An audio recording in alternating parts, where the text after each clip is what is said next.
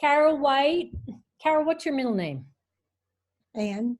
Ann. Carol Ann White. Many of you know, and many of you have heard some of these stories before. And Carol wants to thank you all for listening to them again. Also, many of us have sung in her choirs over the years, and we were right there when these stories happened with Carol. So she may not mention your names because she knows so many people. So don't take offense if she doesn't mention your name, but she's actually aware, acutely aware, that you are all here. So thank you from Carol, and I will hand it over. Let's give Carol a big kiss. Yay! Thank you, Mom. Okay, Carol. My mother's father was a Methodist minister, and my father's grandfather was a Methodist minister. So you might say that when I was born in Alexandria, Louisiana in 1939, that I was born a Methodist. What we did not know at the time was that I was also born a lesbian. And those two things would come into great conflict 27 years later. My brother and sister and I were raised in a place where we went to church just about every time the doors opened, and I loved every minute of it. I sang in every choir that my age would allow, and I also sang in my high school choir. And it was during my time in high school that I dedicated my life to God and the church. I was in love with one girl in the 7th, 8th, and 9th grades, and another in the 10th, 11th, and 12th. But I had never told them or anyone. It was just a great longing inside of me. I was going steady with a boy. We all went off to separate colleges in September of 1957. Since women were not ministers way back in those days, I decided to become a minister of music and chose Southern Methodist University in Dallas as the perfect school for me. I majored in sacred music, of course. During my 4 years of undergraduate school, I dated boys, but I had crushes on girls, and I still never acted on it or told anyone because it was really frowned upon at that time for anyone to be homosexual or queer, which were the only two words that I had heard that described how I felt. Meanwhile, I was singing in the SMU choir and studying organ and making good grades too. After graduation, I went to graduate school at SMU to pursue a 2-year master's degree in sacred music and also to get a master's in choral conducting. In graduate school, I really discovered my great love for conducting, and I was the graduate choral assistant to Dr. Lloyd Fouch. Whenever he was out of town or absent for any reason, I got to conduct the concert choir of 35 and the large 200-voice choral union, as well as the choir at Perkins School of Theology, which was on our campus and where I took many classes in pursuit of my sacred music degree.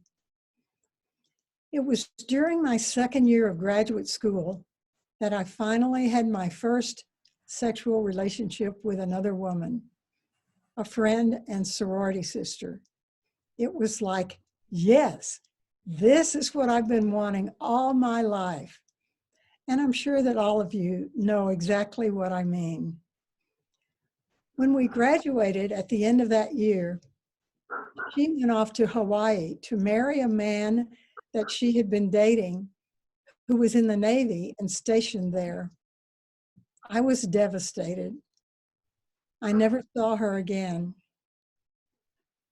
My father literally drove me to Houston from Louisiana to apply for a church job, and I managed to land my first job as a minister of music at a large, beautiful Methodist church in the suburbs of Houston, where I like to say that we ministered to the overprivileged. Simultaneous with starting that job, I also started seeing a psychologist. My first words to him were, "I'm a homosexual and I don't want to be." Fortunately, he knew a lot about the topic, and over a couple of years, he enabled me to accept myself for who I am, and I'm so grateful for that. While serving at Chapelwood Methodist Church, I was conducting 5 choirs by day and going to some gay bars by night. I met a small group of friends who taught me the word gay, and I remember being so glad that there was one good word that applied to me. Many things happened during my time there, but suffice it to say that at the end of 4 years, at the age of 27, I was forced to resign because I was gay. I met a woman in a bar named Sandy, and she basically saved my life. We spent the next 11 years together. It took me 5 years to settle in another job.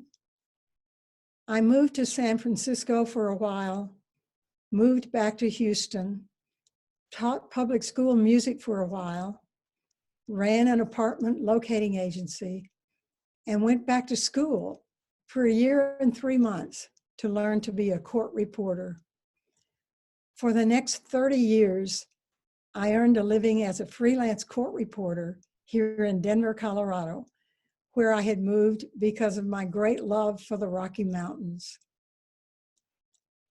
From the time that I was basically kicked out of the church in 1967 until 1980, for 13 years, I had a burning desire to do something for the gay cause, as it was known back then, to somehow, in some way, tell my story and contribute to the raising of consciousness, to the education of the straight public, to let them know that we did not choose to be gay, that we could not change, that we were not perverts, that we were not an abomination, that we were good people and we deserved to be able to hold a job, whether in a church or elsewhere, and to live our lives as out and proud people.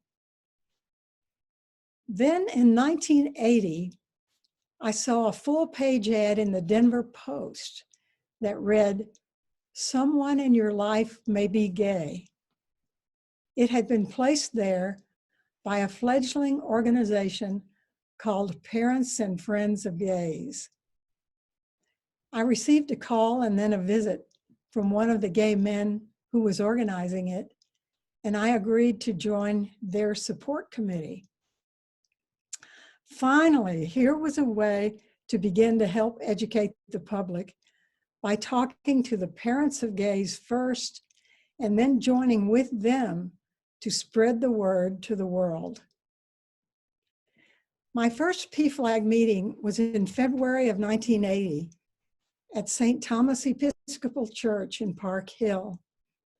I showed up with a little fear and trembling, but among the approximately 25 people in attendance that night were Eleanor and Tom Llewellyn, Nancy Keene, Barbara and Merlin Logan, Mo and Shirley Weaver, and Bishop Melvin Wheatley and his wife, Lucille.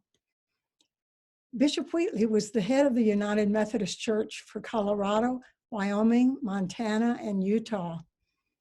All of these parents had gay and or lesbian children.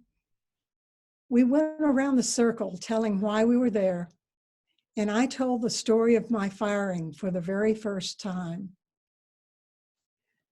During the 40 years since that night, I maintained lifetime friendships with all of those people and more parents, and I had the honor of speaking at 3 of their funerals.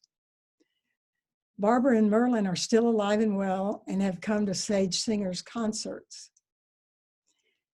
The support committee of PFLAG became their board of directors, and I served on that board with the most wonderful people in the world for 4 years. One of the most important things that happened for me there was that I joined the Speakers Bureau and began speaking at churches and schools and telling my story. The most wonderful part of that was speaking with Bishop Mel and Lucille Wheatley.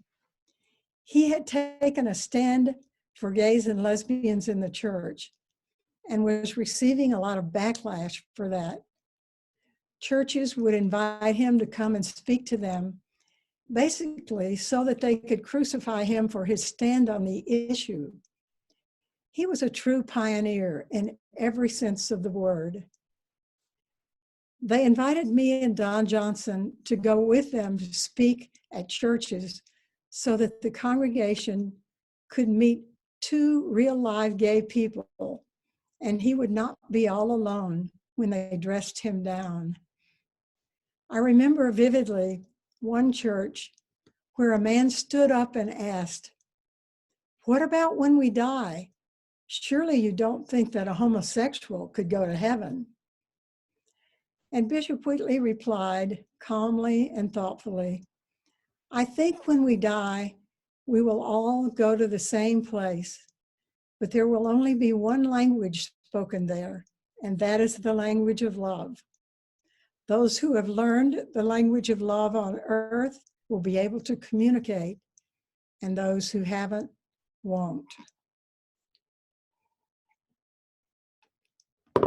The second huge event that happened in my life during this time was when Judith Nelson brought her mother to a PFLAG meeting.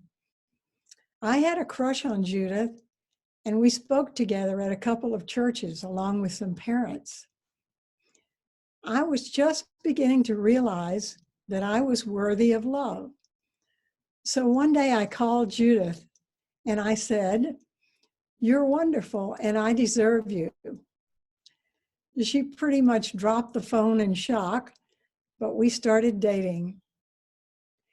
She told you in her story that we were down at Trax Gay Bar with some parents from PFLAG for a presentation about a new disease that was beginning to devastate gay men, AIDS. We count this as our first date. After the slideshow and presentation, we were sitting on the steps outside when I said to her, "I used to be a choir director." And she said, "So go for it."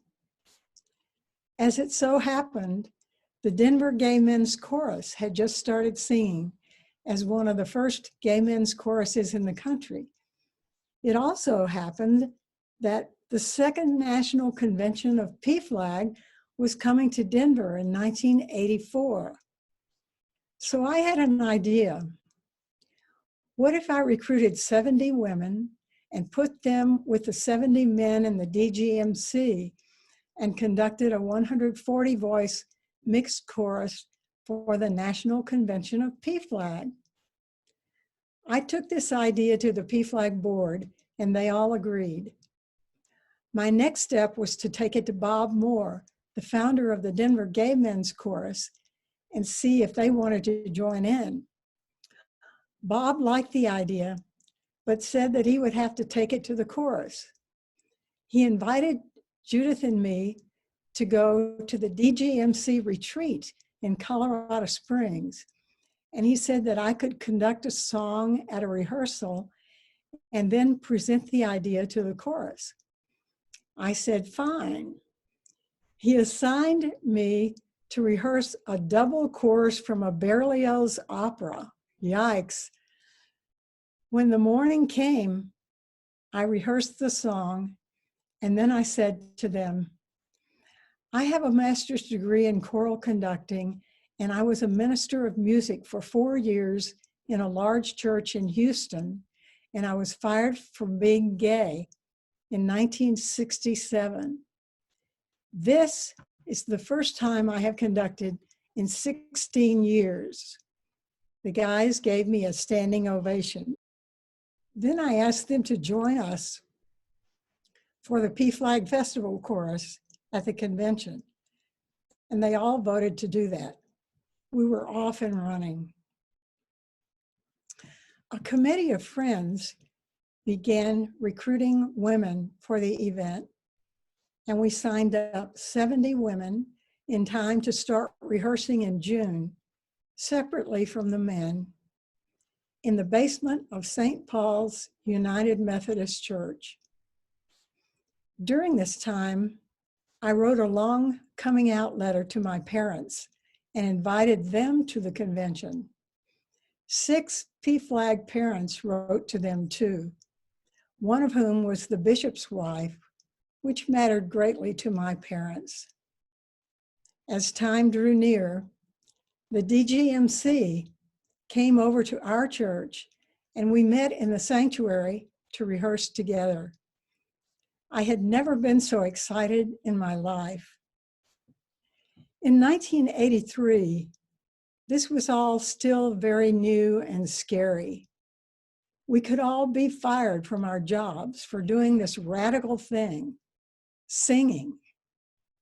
It's hard to describe my feelings at that time, but conducting had been my life and my reason for being before I was fired from the church. And now, here I was conducting again, only this time it was my own people. And we were actually singing in a choir. It was huge and exciting and a little overwhelming because it had never been done before. We were stepping out of the closets and bars to sing. September rolled around and we all gathered at the Fairmount Hotel in downtown Denver. My parents were there for the occasion from Louisiana, and Judith's mother was there from Minnesota. Judith was singing in the choir, and so were several parents from PFLAG. On the night of the concert, we did a 30-minute set, including Our Right to Love, arranged for us in 8 parts by John Olmsted of the DGMC, and we ended with We Shall Overcome. While we were singing that, I turned around and the whole audience of 200 parents was standing and swaying and singing with us. I told them that this was the first time that I had conducted in 16 years.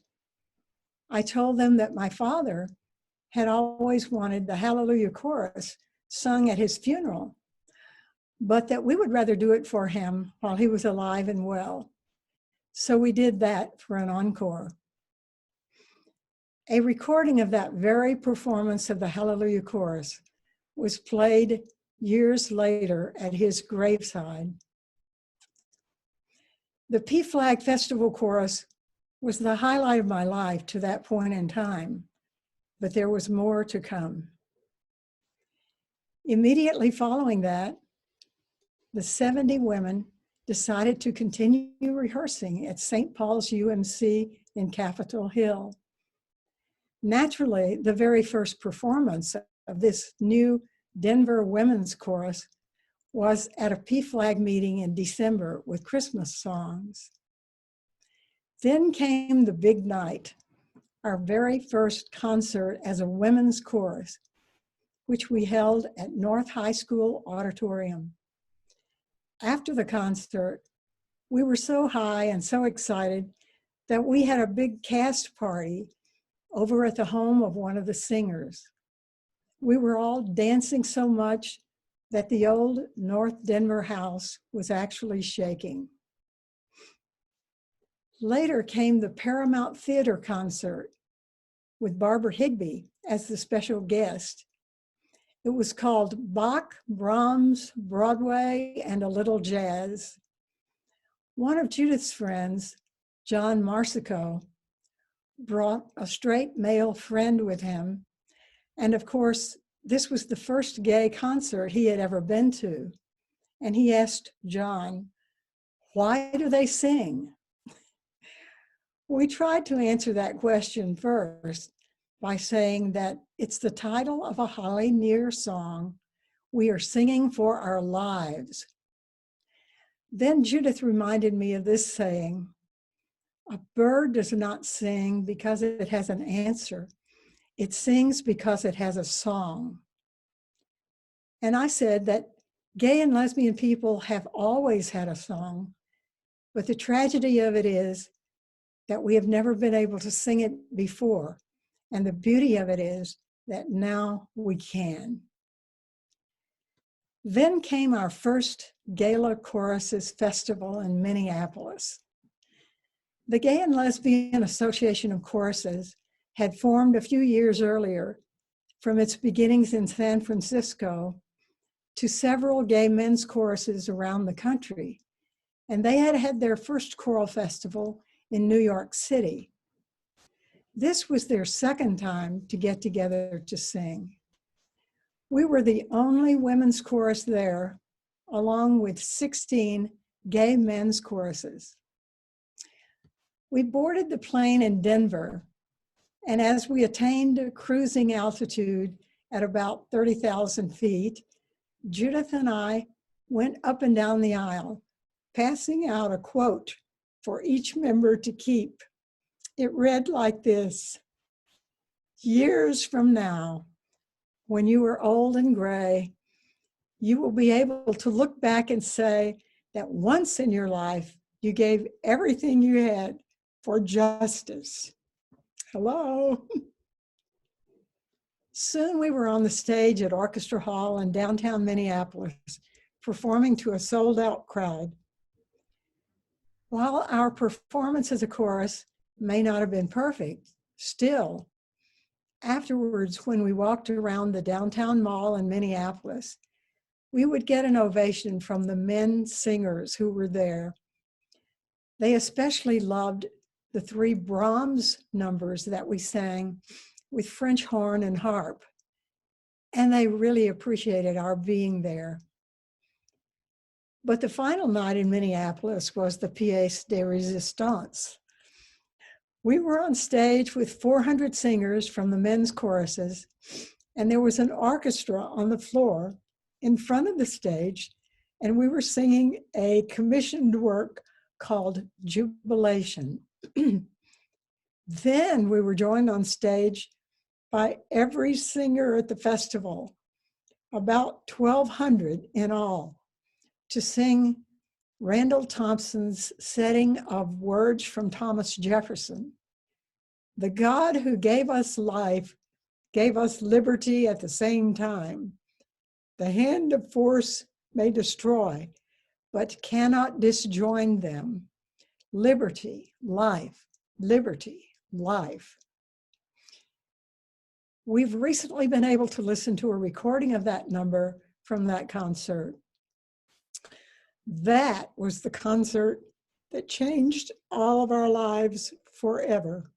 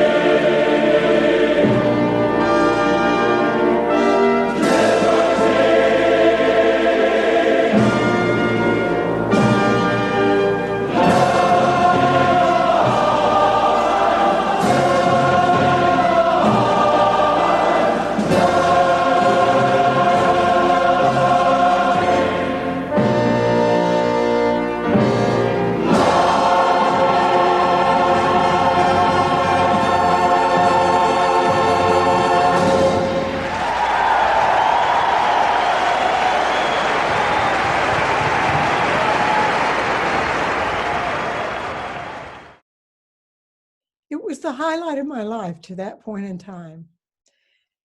And most of us returned to work in Denver and could not even tell people where we had been because we were still not out for fear of losing our jobs and the support of our families and friends. Following that gala festival, I left the DWC, and they are still singing to this day, 36 years later, and better than ever. In the late 1980s, my partner Judith and I attended the Gay Games in San Francisco, the second one to be held in that city. They decided that the third one should be held outside the United States, but not too far away, so that it would have more of an international flavor to it. They decided on Vancouver, British Columbia for August 1990, and they would call it Celebration 90, Gay Games and Cultural Festival. Around the beginning of 1988, I got a harebrained idea that it would be fun to organize and conduct a world chorus to sing at that event, and that it would be called the Celebration 90 Festival Chorus. So I made a couple of trips to Vancouver to meet with the organizers of the games and managed to convince them to let me do it. We formed a small organizing committee in Denver that met in our living room, and we began 2 years of effort to make that dream come true. At that time, we had no computers and no email and no Facebook or websites to aid us in our recruitment efforts. So we began to put ads in gay and lesbian publications across the country, as well as advertising through the Gay Games themselves and trying to use gala choruses too. I rented a P.O. box near my house and went by there every day to see how many new members had signed up. I decided what music we would sing, and we raised money to order all the music, as well as black folders and t-shirts that one of our members had designed. We sent out rehearsal tapes and music. After many trials and tribulations, we flew to Vancouver on a Friday in August of 1990 with great anticipation, but not knowing exactly what to expect. The next morning, we went to the church where we were supposed to rehearse, and 400 singers showed up with music in hand and ready to go, including the Wheatleys and the Logans from PFLAG Denver. We had members from 20 states, 7 Canadian provinces, the Yukon Territory, Australia, England, Germany, France, and South Africa. You can just imagine that the first sounds that came out of that choir were absolutely thrilling. We had 3 hours to rehearse that morning, and that afternoon we rehearsed at BC Place, which was Vancouver's domed stadium, to perform there that very night with 3 songs for opening ceremonies. By the time we got to the stadium that night, the energy was through the roof.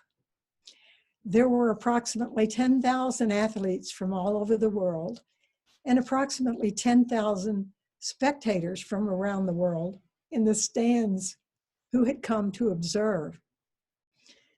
The chorus went out onto the risers and sang, "Come celebrate, come celebrate, come celebrate our spirit. The sound of hearts that beat with pride, now let the whole world hear it." Then we sat together in the stands while we had the parade of athletes, where they marched in teams from all the different countries. After some speeches and other performances, the chorus went back out and sang, "Do You Hear the People Sing?" from Les Mis. This song happened while they were running the torch into the stadium. And just as they ran up the stairs and lit the Olympic flame, we finished the song with "Tomorrow Comes." It was midnight. The next morning, I could hardly get out of bed. My body ached all over. But we had to rehearse all morning every morning for a concert that we were going to give on Friday night at the Plaza of Nations, an outdoor venue which had been built for the World's Fair when it was held there. So Sunday through Friday, we worked on the concert program, and early Friday evening, we performed to a packed crowd at the Plaza of Nations.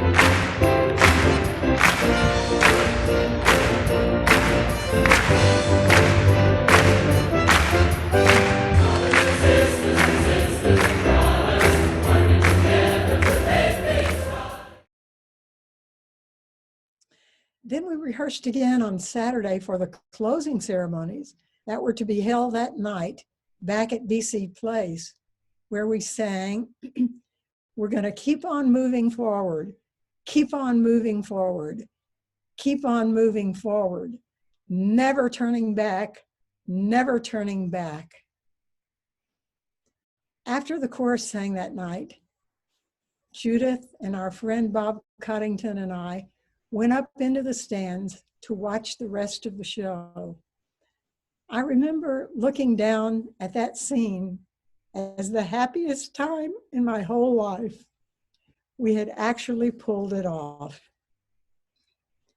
After everyone went back home, several of the individuals who had sung in that chorus organized gay and lesbian choruses in their hometowns, including Winnipeg, Manitoba, Toronto, Ontario, Victoria, British Columbia, and Sydney, Australia. They called me the Johnny Appleseed of gala choruses. I have not attended any gay games since then, but each one has included a festival chorus.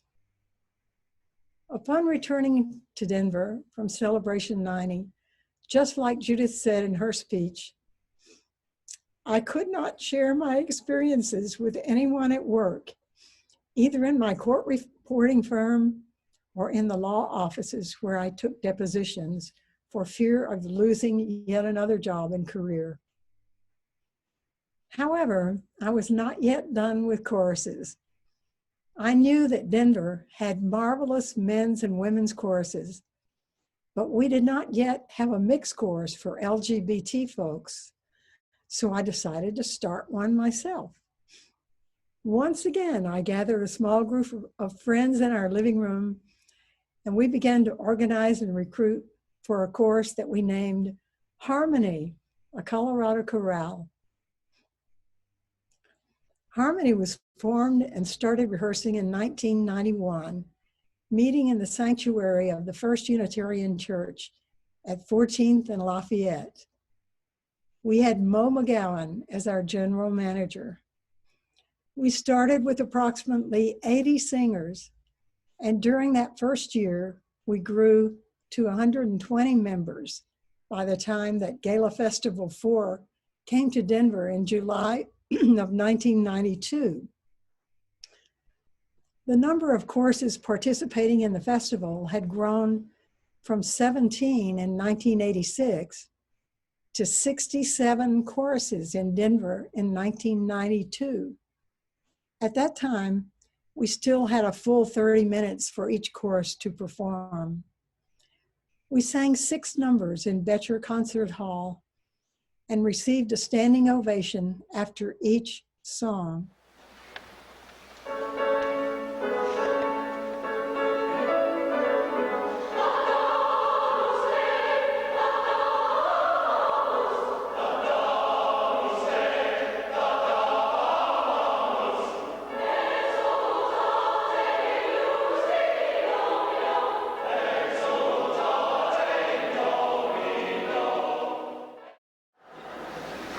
I'm going to change the pace a little bit. Our next song is dedicated to everyone in this room who is living with AIDS or who has lost someone to AIDS. And we want you to sing with us on the last 2 verses. We'll let you know when it's your turn to sing.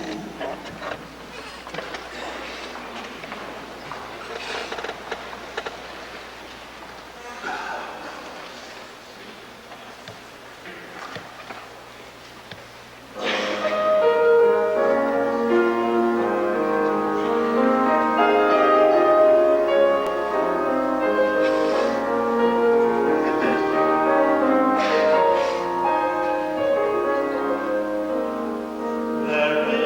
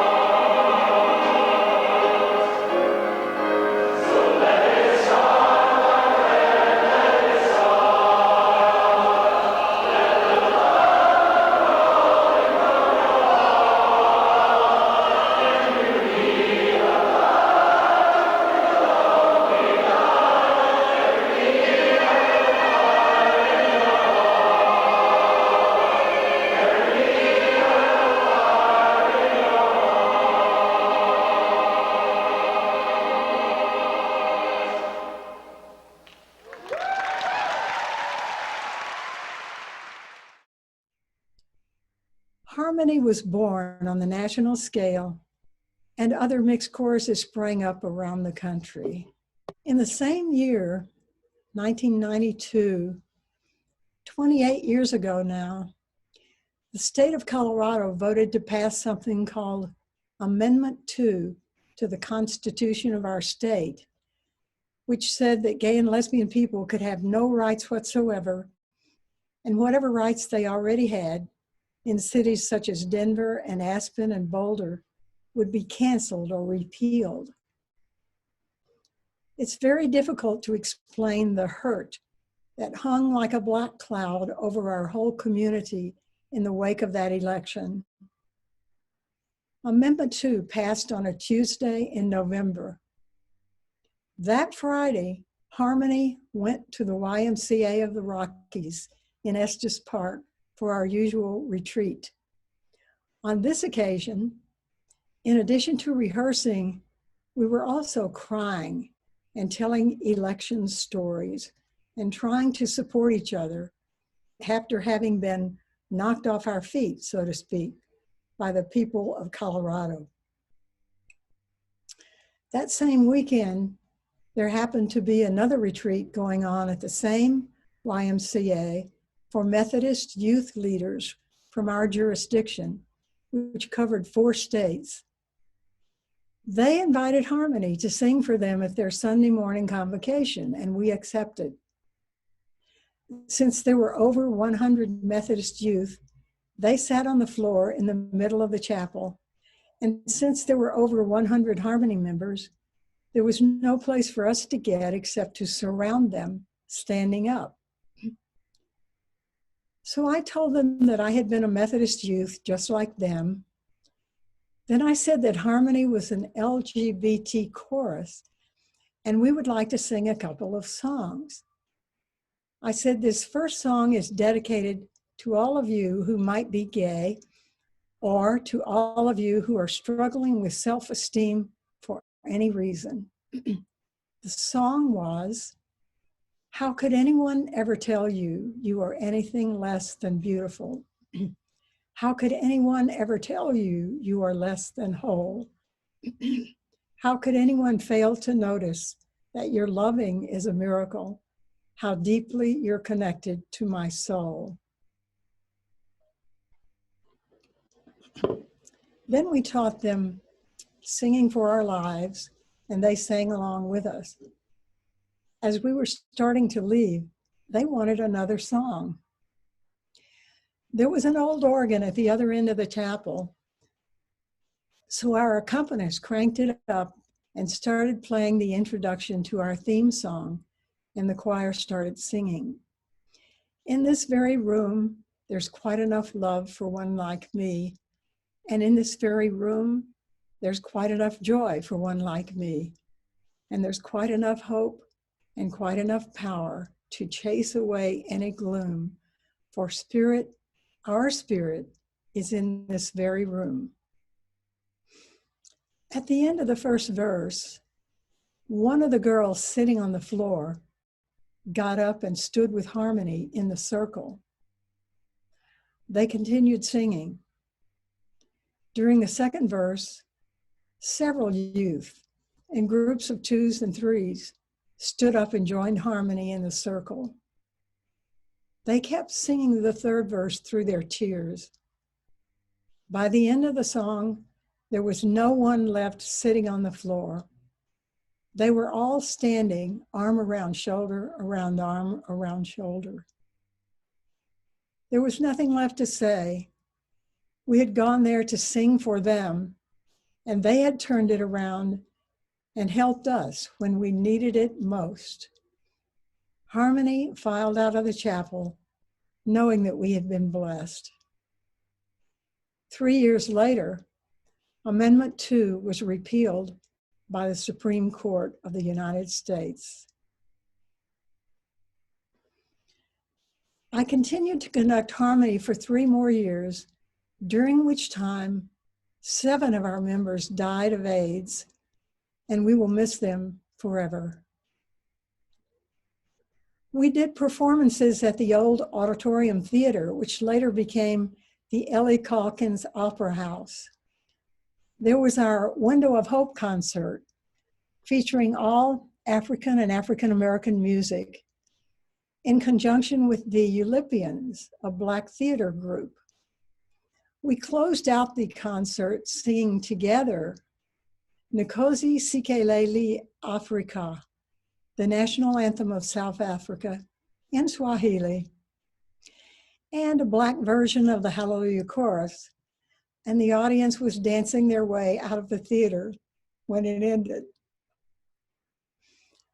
Also at the Auditorium Theater, we did Boys and Girls with Stories with the composer and lyricist David Maddox playing keyboard in our small orchestra. This was groundbreaking in its subject matter and importance to the LGBT community. Boys and Girls with Stories is just a fabulous choral musical by David Maddox, and it's going to mean so much to all the people in the audience, whether they're gay or straight or bisexual or whatever, because it just gets right to the heart of it. It gets right to the heart. And each particular piece means a lot to each chorus member. There are funny pieces, there are sad pieces, there are angry pieces, there are triumphant pieces. And David has done such a good job of writing them in the order that will take us through that progression. In March of 1991, a group of caring individuals came together to create Colorado's first gay and lesbian choral group. Harmony, a Colorado chorale, is a group of women and men who enjoy working and singing together. Grass-rooted in the gay and lesbian community, Harmony reaches out, expressing individuality and uniqueness. I'm also remembering our concert at East High School Auditorium called A European Holiday, where we went to Austria to sing the Schubert Mass in G, to France to do La Cage aux Folles with Tom Biddle as a soloist, to Italy to stage the chorus of the Hebrew captives from Verdi's Nabucco, and to Ireland to sing Danny Boy for Mo and Shirley Weaver, whose son Danny had recently died of AIDS.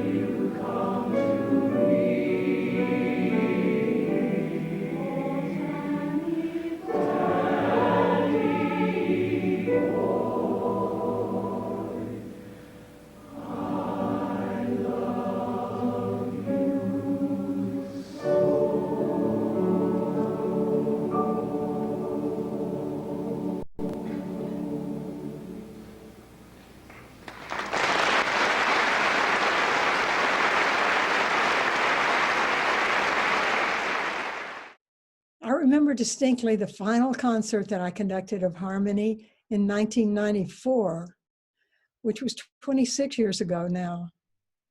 The concert was entitled The Best of Harmony, and the final section of that program was a series of songs from Boys and Girls with Stories. We were in Betcher Concert Hall. The choir of about 120 voices was on the risers, wearing solid color turtleneck shirts in the colors of the rainbow, but the colors were all mixed up. In that formation, we sang the gender polka, representing the lighter side of our community and the laughter and fun we had together. The Age of Rage, representing our anger at our treatment by society. And Wish You Were Here, representing our sadness and grief at the AIDS epidemic that had stolen a generation of our beloved brother from us. Then came the last song called Better Day Dawning, representing the hope that we had in our hearts and minds for our future. They sang two powerful verses. As the third verse began, the chorus, while singing, began slowly walking in rhythm to the music, off the risers and to the front of the stage. And as they walked, they spread out into a new formation with the red shirts from all four sections on the left-hand side, and next to them the orange, then the yellow, then the green, the blue, and the purple, forming a big rainbow of men and women with a huge rainbow flag back above them and singing these words: someday, when there's more understanding, when our rights to be equal and safe are upheld, someday when our differences join us, not divide and defeat us, when the anger is quelled, someday with our hands reaching outward, we'll arrive at the crossroads of a new unity. Someday there's a glorious morning. There's a morning of freedom. There's a better day dawning on me.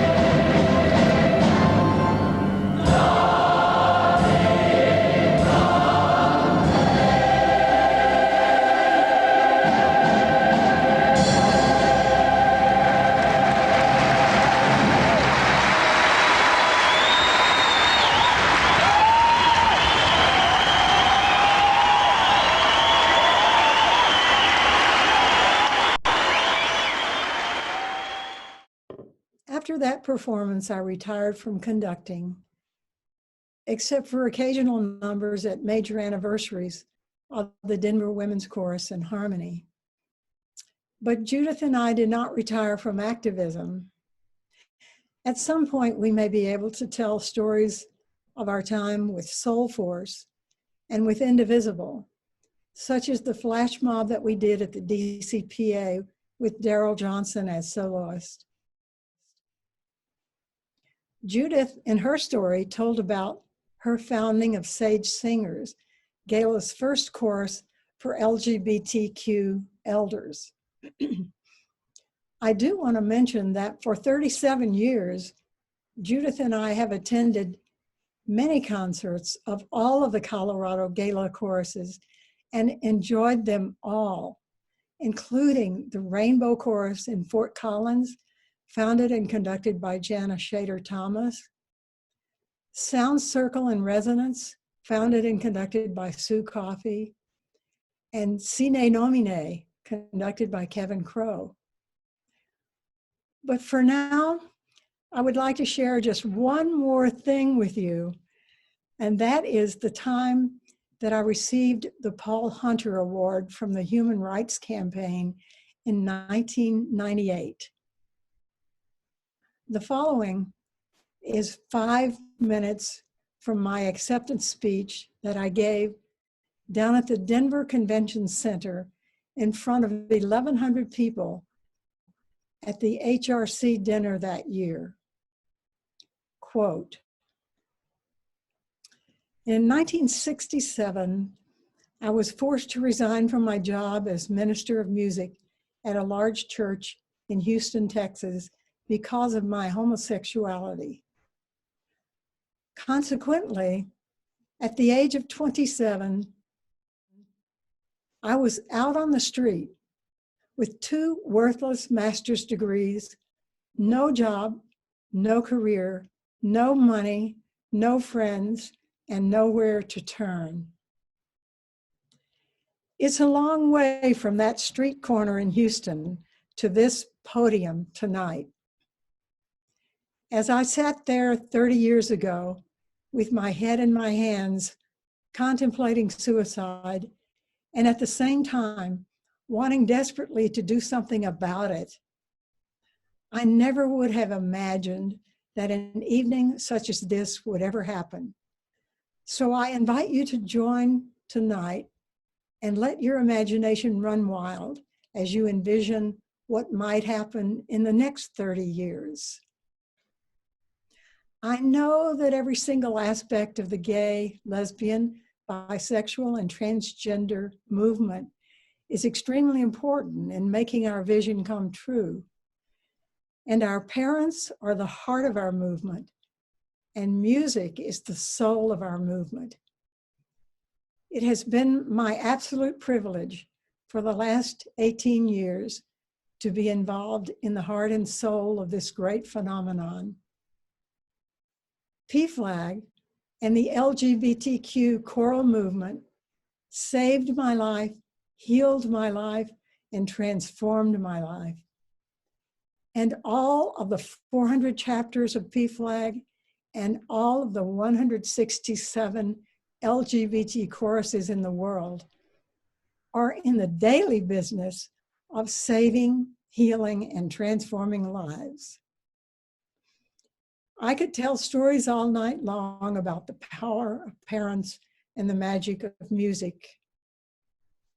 Thanks to the civil rights movement, the women's movement, the ecology movement, the gay and lesbian movement, and many others, we have made much progress toward a more just and inclusive society. And whether anybody likes it or not, the gay and lesbian movement is a major player in teaching the world to speak with the language of love. One of the ways in which our vision for the future is expressed most clearly is through music. I read a quote last week that said, "Nothing is sadder than to die with your music still buried inside of you." So whatever your music is, sing it, play it, compose it, conduct it, dance it, live it. Because when you sing your song, you will get in touch with your soul. And when we as an LGBT people get in touch with our collective soul, in other words, when we realize who we really are, which is truth, beauty, love, light, harmony, peace, joy. When we get in touch with our collective soul, then nothing can stand in our way, for we will have arrived. we will have moved from self-hatred to self-love, from guilt to self-respect, from pain to joy, from being stuck in our own story to being a part of larger story, from war within and without to peace within and without, from our wounds to our healing, from our holes to our holiness, from a wasteland of self-doubt to a realization of our own sacred worth, from a dark, debilitating, dehumanizing closet to a sunlit mountaintop. You are my heroes and heroines. Thank you. Close quote. And now, in 2020, at the age of 80, it's been an honor to be involved with Sage Singers. I hope we can get together again when this pandemic is over. Thanks for listening to my story. I love you.